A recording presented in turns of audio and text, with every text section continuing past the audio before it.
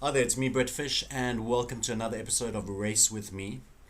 And in this particular episode, you might find that it doesn't specifically relate to you and your situation, but I encourage you to watch it anyway because you might know other people that you can pass it on to, and there might just be some helpful principles in it. But this episode is specifically focused on any of you who employ somebody of a different race to look after your garden, to clean your house, or to help look after your children. And the question that we're going to be looking at is, do you pay them a minimum wage or do you pay a living wage to those who work for you? Let's take a look.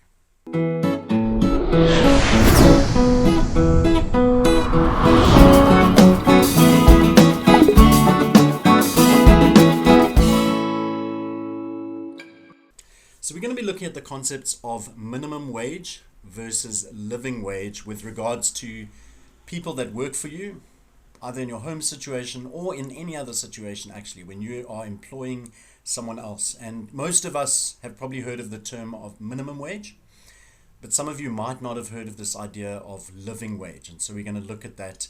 And this idea really at its core, at its essence, is about treating the people that work for you with dignity and with respect, treating them like human beings. It's that simple. And sadly, even in 2020, many of us don't. Now, before I made this video, I jumped onto the internet to look at the minimum wage in South Africa, and I was actually quite horrified that it appears that the minimum wage in South Africa in 2020 is 20 Rand an hour. But if you Google minimum wage for domestic worker, it's actually 15.57.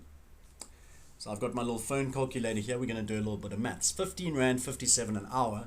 If you imagine somebody works 9 to 5, what is that? 10, 11, 12, 1, 2, 3, 4, 5. 8 hours a day. So let's times that by 8.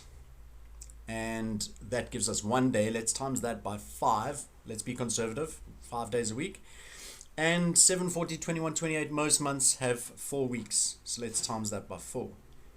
So there's a few extra days and a few extra hours depending on how long someone works for you.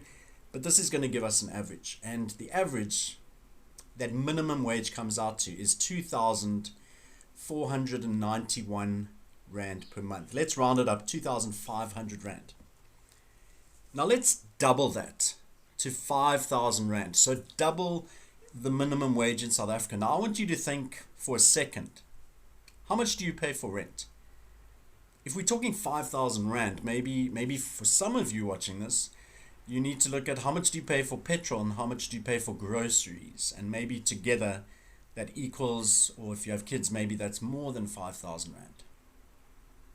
Now imagine I said to you that for the next year, you are going to live on an income of 5,000 Rand a month. For a lot of you, you will think that's just ridiculous. It's impossible. Now that's double the minimum wage. Minimum wage, all it means is what can I get away, how little can I get away with paying someone who works for me? In a legal sense, minimum wage is about the legal requirement. I need to pay someone that works for me as a domestic worker at least 15 Rand and 57 cents per hour.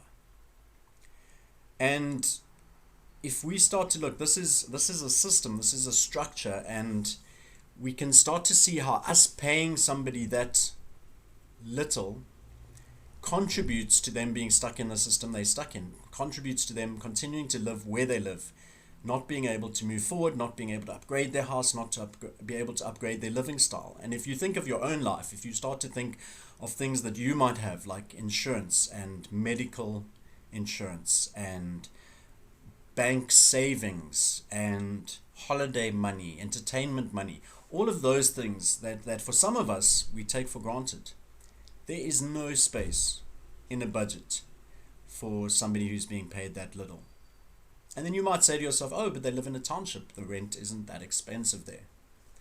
But if you think about it, there are many people who live in townships who have to get up at early hours, crazy early hours, in the morning, often catch 2 or 3 public transport vehicles to get to someone's house to clean the house. at their own expense? Do you know, if you have someone working for you, do you know how much it costs them to get to your house? Do you understand their journey? Do you know what time they have to wake up? Do you know for how long they have to leave their kids at home alone?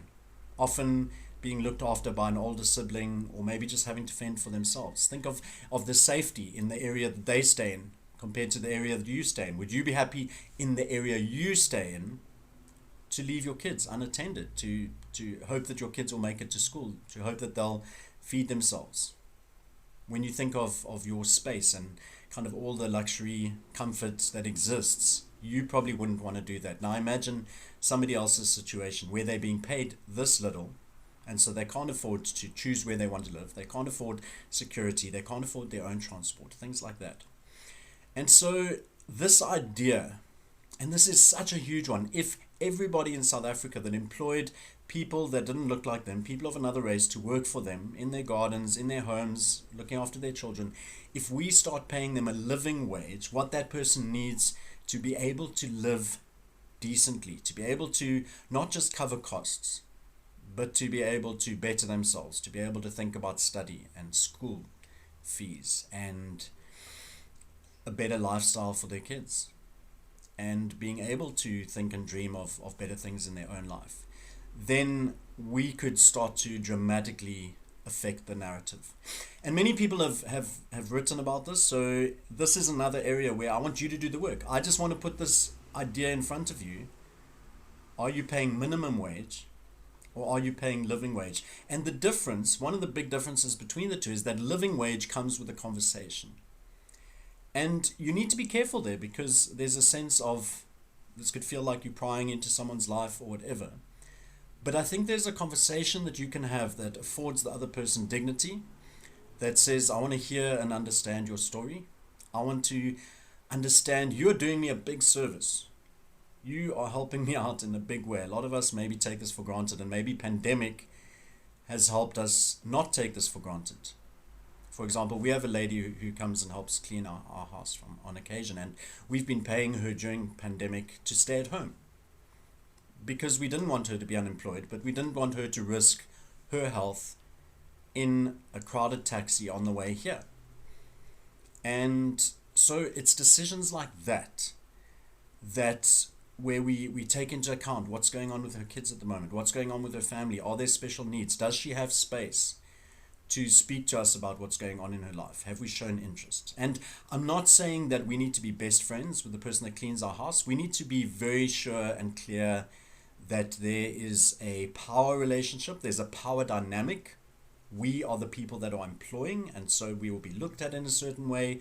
We will not, no matter how close friends you think you are with the person that cleans your house, looks after your garden, they work for you. There's a power dynamic there. There is a transitional situation happening. They give you something and you give them something in return. It's not an equal, fair, level playing field. And so this idea is look at the wages that we're paying people, but also look at the way that we treat people. In the old days, in the apartheid days, there were people that used to have separate cutlery and plates and cups because they didn't want to have the people who cleaned their house. Typically, they didn't want black people touching things that they as white people would use. It was that awful. And sadly, I think that still goes on in some places today.